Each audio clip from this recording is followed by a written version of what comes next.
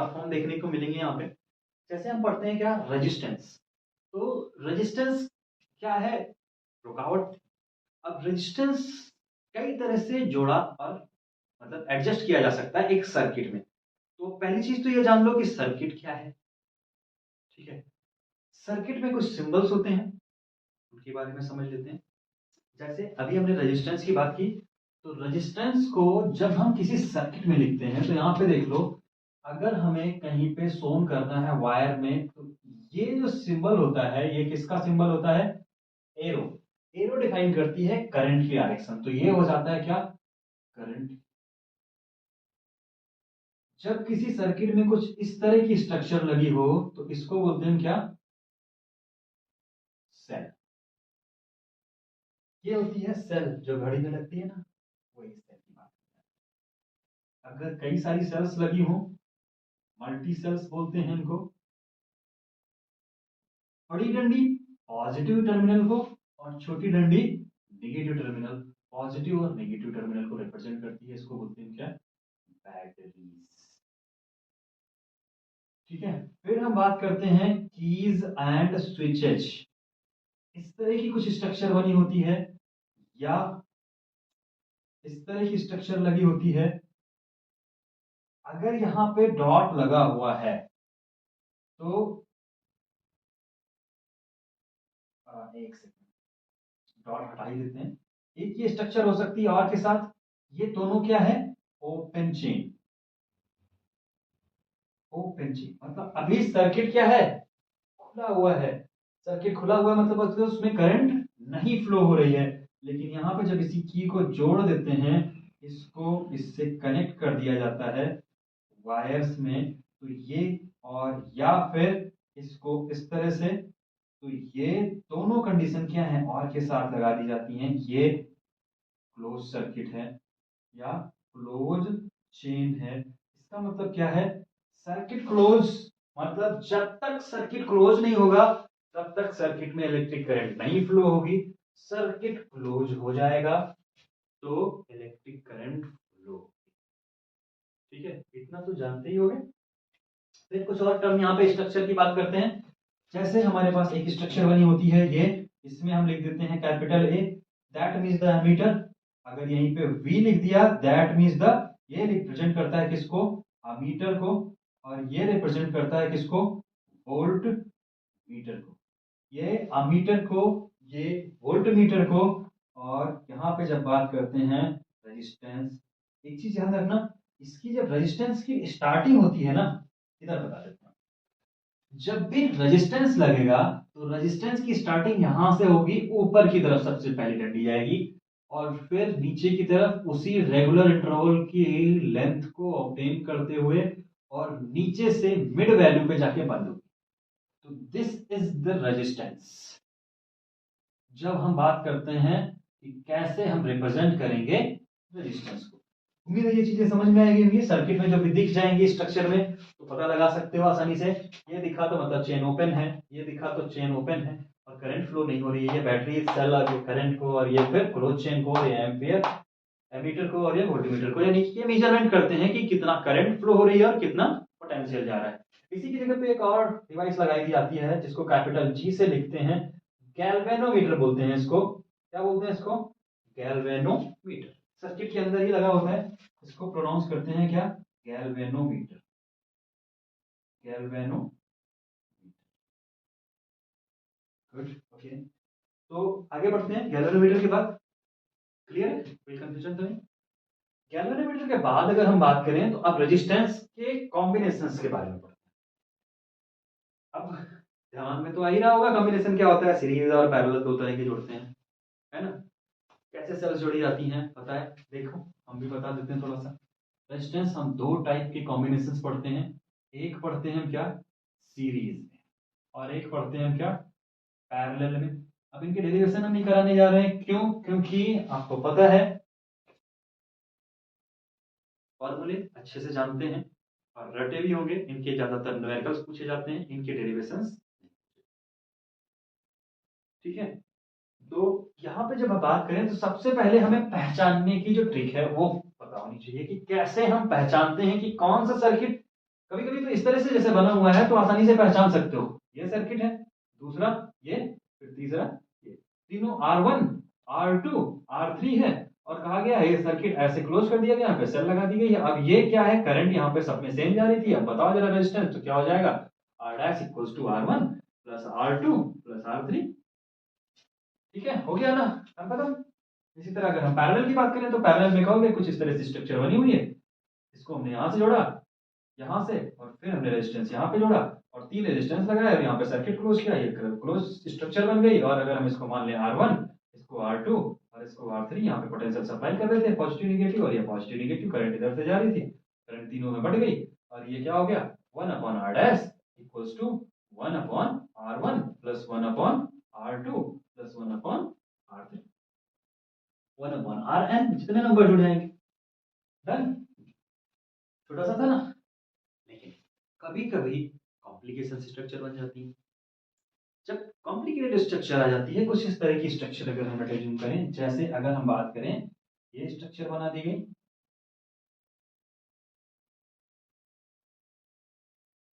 ठीक, और इस तरह की स्ट्रक्चर, ये इसको बोलते हैं क्या, बेसिकली इसको यूज किया जाता है व्हीटस्टोन ब्रिज पैटर्न पे, लेकिन जब हम व्हीटस्टोन पढ़ेंगे तब इसके बारे में बात करेंगे। अभी सिर्फ इसको एक स्ट्रक्चर या ढांचा मान, ठीक है, ये क्लोज स्ट्रक्चर है। अब यहां से क्या हो रही, करंट सप्लाई, यहाँ से करंट सप्लाई हुई, तो अब इसमें हम कैसे बता सकते हैं, जैसे अभी यहाँ पे गए तो ये दोनों, यहाँ पे क्या हुई करंट, जैसे हमारी यहाँ करंट जा रही थी आई, ठीक है, तो आई यहाँ से दो हिस्सों में बटी, I1 और I, आई बटी कितने हिस्से में, दो हिस्से में।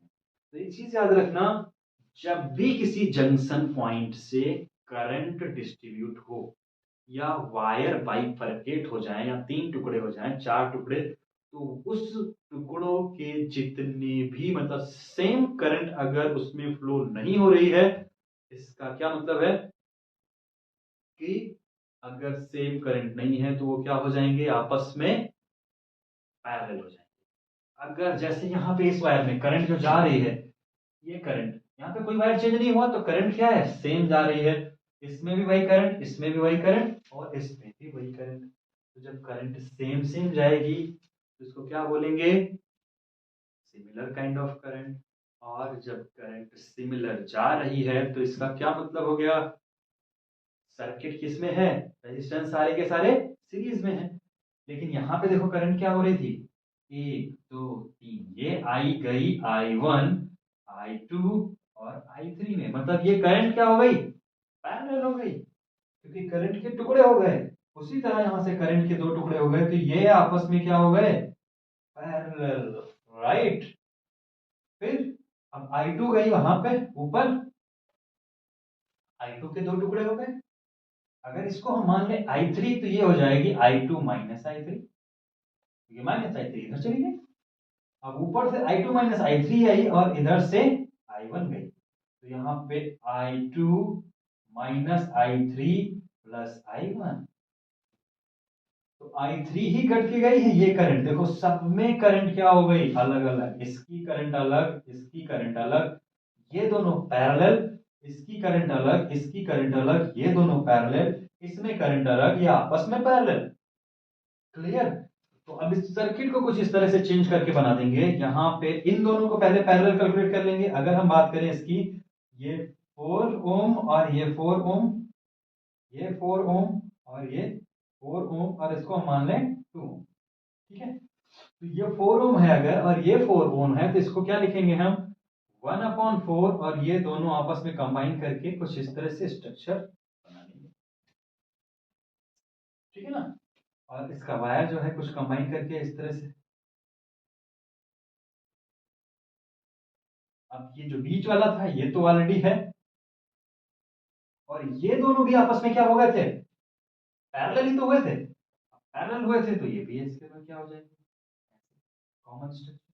तो अब 3 की कंडीशंस क्या हो गई, पैरेलल, तीनों आपस में क्या हो गए, पैरेलल, दिख रहे हैं ना साफ साफ।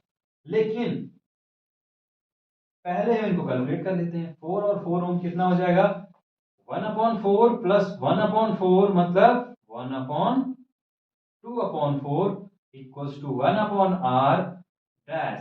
तो यहाँ पे r डैश कितना हो जाएगा 4/2 मतलब 2।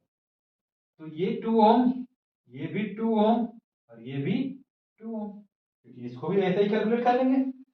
तो जब ये 2 ओम, ये 2 ओम और ये सारे के सारे 2 ओम हो गए, तो अब ये सारे के सारे पैरेलल हैं। तो इस कंडीशन में क्या हो जाएगा 1/r dash equals to 1/2 plus 1/2 plus 1/2। इसका मतलब क्या हो जाएगा 2 एलसीएम 3/2 और r डैश कितना हो जाएगा 2/3। इसको सॉल्व करेंगे तो कितना हो जाएगा 0.667 डैश डैश, किसमें ओम में आंसर।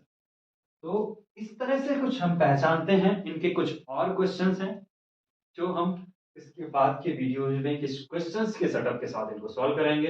इलेक्ट्रिसिटी नाम के चैप्टर में अभी छोटा सा टॉपिक बचा हुआ है, छोटा सा कहने के लिए है, बहुत बड़ा सा टॉपिक है, ठीक है, पर कंप्लीट करेंगे हम अभी, राइट। बात करते हैं इलेक्ट्रिक पावर की। हमने पढ़ लिया रेजिस्टेंस, हमने पढ़ लिया ओम्स लॉ, ठीक, हमने पढ़ लिया इलेक्ट्रिक करंट। हाँ, यहाँ पे एक टॉपिक मिस हो रहा है जिसका नाम है क्या ओम्स लॉ का एक फॉर्म होता है जिसमें हम पढ़ते हैं क्या ohmic and non ohmic conductor के बारे में या रेजिस्टेंस के बारे में। तो ओहमिक, ओमिक या नॉन ओमिक, ओमिक तो सिंपल सा ऐसा टर्म समझ लो कि ohmic which obeys the ohm's law. तो क्या करते हैं obeys Ohm's law, Ohm's law को ओबेज करते हैं। ओम्स लॉ है क्या V directly proportional to I, right? It does not obey, क्या हो जाएगा doesn't obey इसको ओम्स लॉ को। That means V not equals to I, right? तो अब यहां पे देखो फिगर एक ग्राफिकली रिप्रेजेंटेशन देखने को मिलता है। V और I का जो रिलेशन होता है ये सीधे स्ट्रेट लाइन पाथ बनाता है। कहां पे ओमिक में। नॉन ओमिक में क्या हो जाएगा ये पाथ वेरी करता हुआ, कभी ये एक्सपेंड कर सकता है, कभी ये डाउनवर्ड डायरेक्शन में भी जा सकता है। तो ये मैटर टू मैटर, रियलिटी में अगर हम बात करें तो कोई भी कंडक्टर आइडियल नहीं है। आइडियल कंडक्टर ही ओम लॉ को फॉलो करते हैं, आइडियल कंडक्टर कोई भी नहीं है। तो इसलिए सारे के सारे conductor non ohmic behaviour shown करते हैं। हम पढ़ते किसके बारे में है ओमिक कंडक्टर, राइट। तो ये इनके क्या हो जाएंगे डिफरेंशिएट्स अगर पूछे जाए what is the ohmic and what are the non ohmic conductor are resistor. तो रजिस्टर और कंडक्टर कुछ भी पूछा जाए तो which one follows the ohm's law that is ohmic and which does not follow the ohm's law that is non ohmic.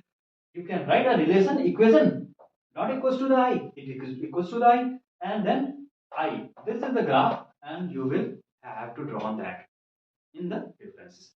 That is the only differences can be acceptable. So now ohmic and non ohmic के आगे बढ़ते हैं हम। Electrical power, have you listen that ever, electrical power, this is electrical power. Power normal तो सुनी होगी, बहुत सारी पावर्स होती हैं।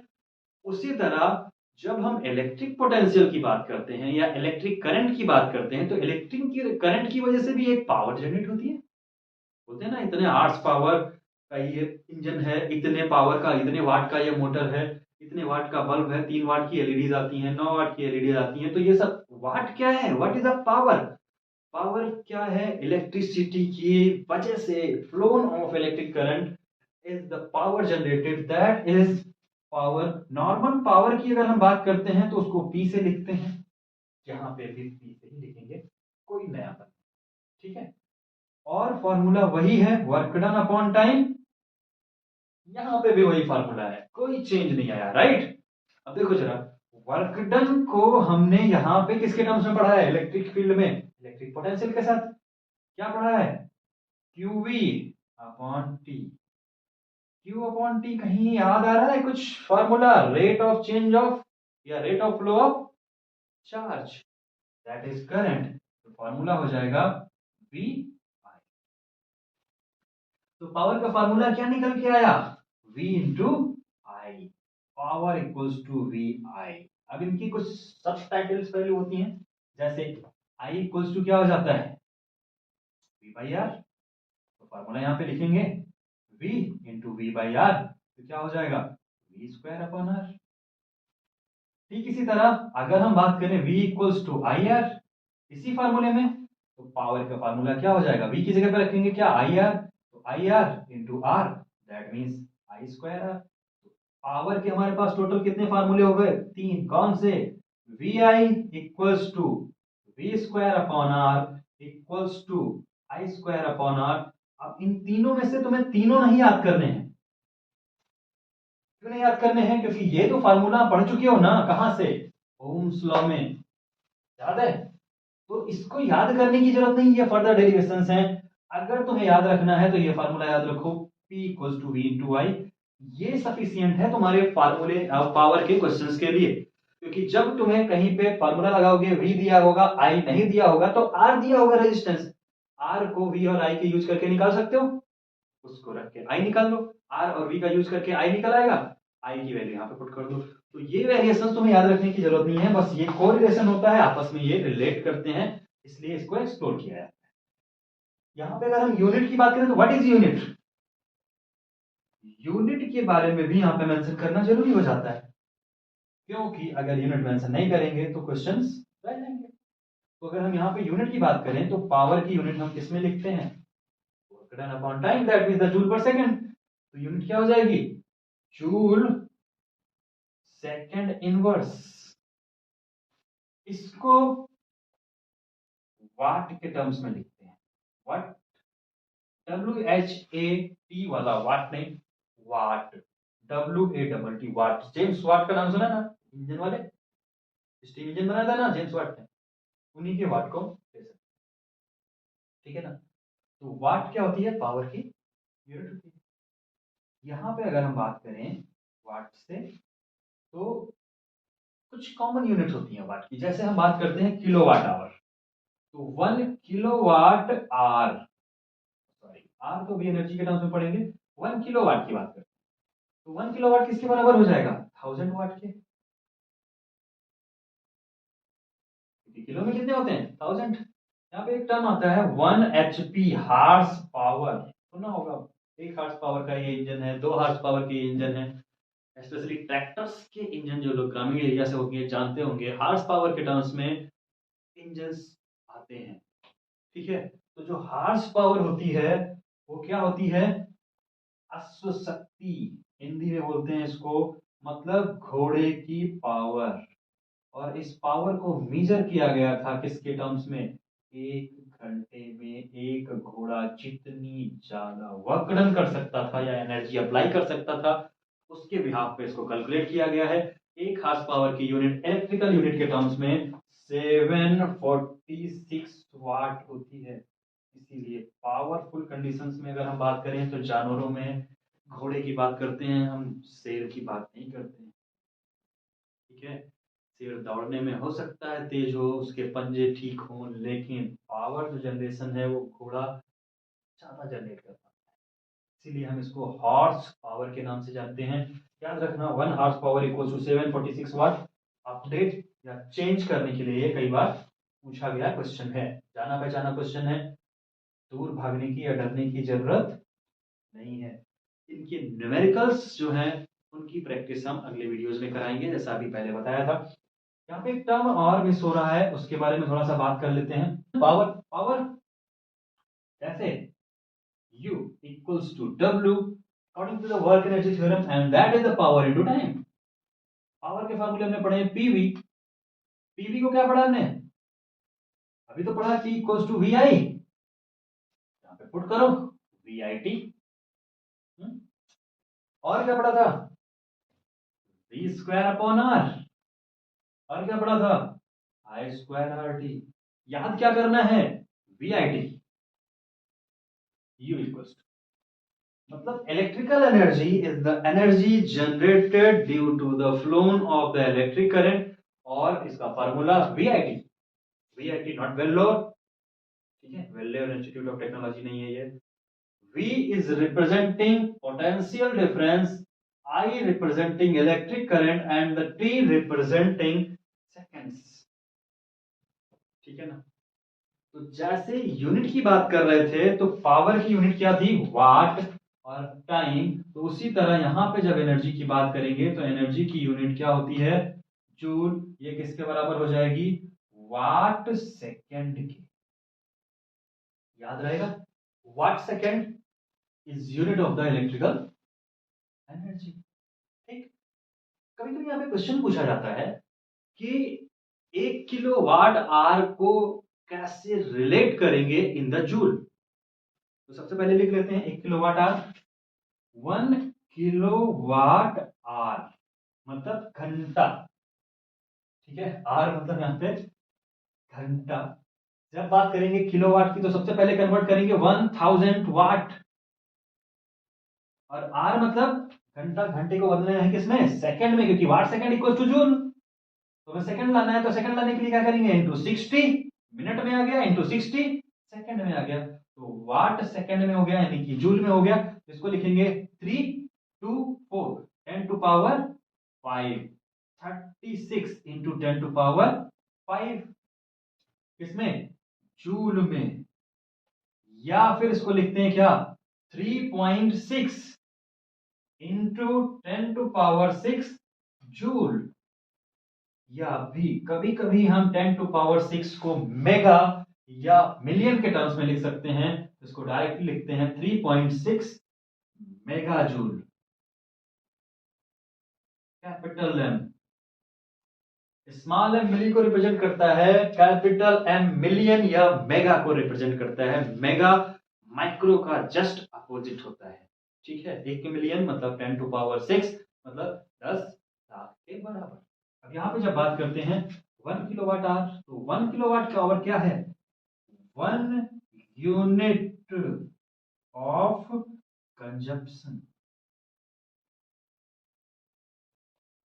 1 यूनिट का जो कंजप्शन होता है इन होम, घर में, 1 यूनिट का जितना कंजप्शन होता है उसको क्या बोलते हैं हम, सॉरी, 1 यूनिट का जो कंजप्शन होता है उसको क्या बोलते हैं हम, 1 किलोवाट आवर। मतलब हम लोग बात कर रहे थे जितने भी अप्लायंसेस घर में लगे हुए हैं सबकी वजह से 1 घंटे में जितना इलेक्ट्रिसिटी कंज्यूम हो पाएगी, अगर वो 1000 वाट के बराबर हो जाएगी, तो 1000 वाट का जैसे एक हीटर है, अगर 1 घंटे चलता है तो वो 1 यूनिट बिजली की खपत करेगा। जैसे क्वेश्चन पूछा जाता है, मार्किंग क्वेश्चन एक है, जैसे लिखा हुआ है इस पे, the reading on an heater is given as 2 kilowatt 220 volt.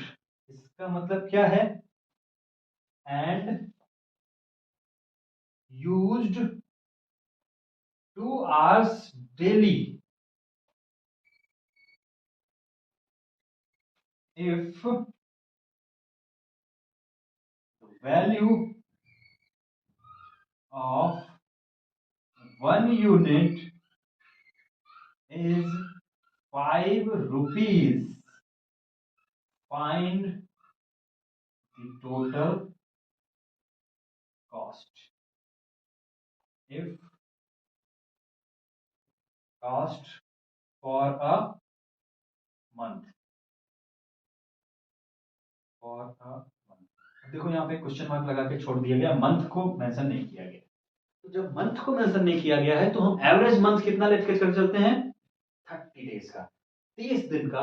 और क्या कहा गया है, हमें निकालना है कि कितने कंजप्शन हुए, मतलब हमें किलोवाट आवर में एनर्जी निकालनी है। तो एनर्जी निकालने के लिए क्या करेंगे, यहाँ पे एनर्जी मेंशन की गई है कितनी, 2 किलोवाट, मतलब ऑलरेडी 2000 वाट यहाँ पे दिया गया है, मतलब 2 किलोवाट दी गई है एनर्जी। हमें सिर्फ और सिर्फ आर पे फोकस करना है। अगर वाट में होती तो क्या करते, अपॉन 1000 करके किलोवाट में पहले कन्वर्ट करते हैं। यहाँ पे ऑलरेडी कन्वर्टेड है, तो 2 किलोवाट आर कितना, 2 घंटा, कितने, 2 आवर्स। तो मतलब एनर्जी कितनी हो गई, डेली का है 2 घंटे, एक दिन की एनर्जी कितनी हो गई, एनर्जी फॉर 1 डे कितनी हो जाएगी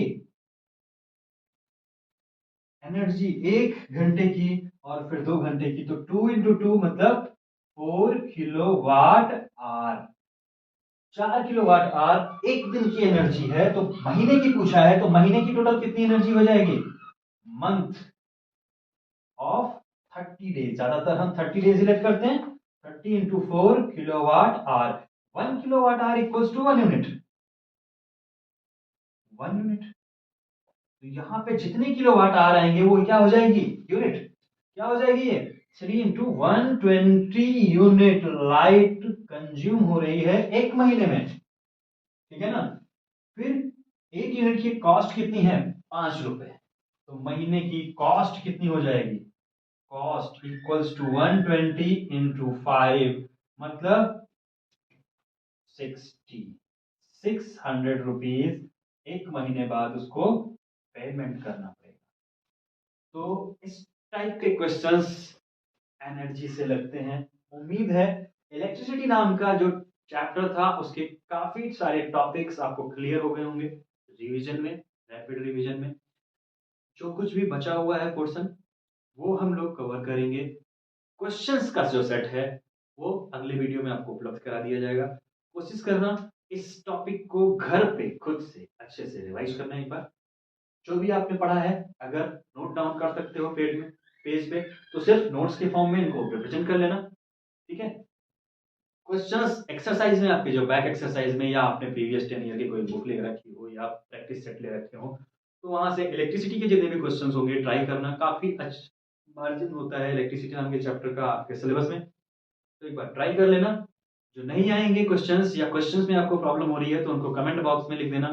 जल्द ही आपको हम अपने टेलीग्राम चैनल का लिंक प्रोवाइड कराएंगे, जिससे आप कनेक्ट होके वहां पे हमें स्क्रीनशॉट्स भी भेज पाएंगे आसानी से, ठीक है। तो आज के लिए, अभी के लिए इतना ही। अगले मिलते हैं नेक्स्ट वीडियो में। तब तक बताइएगा जरूर कैसा लगा आपको, और अगर आपको पसंद आ रहा है वीडियो हमारा, या आपको लग रहा है कि इससे आपके दोस्तों को या आपके कॉलेज के जो भी मित्र हैं उनको कुछ प्रॉफिट हो सकता है या फायदा हो सकता है, तो शेयर जरूर कीजिएगा, ठीक है। और थोड़ा मनोबल के लिए इच्छा हो तो सब्सक्राइब भी कर दीजिएगा। धन्यवाद।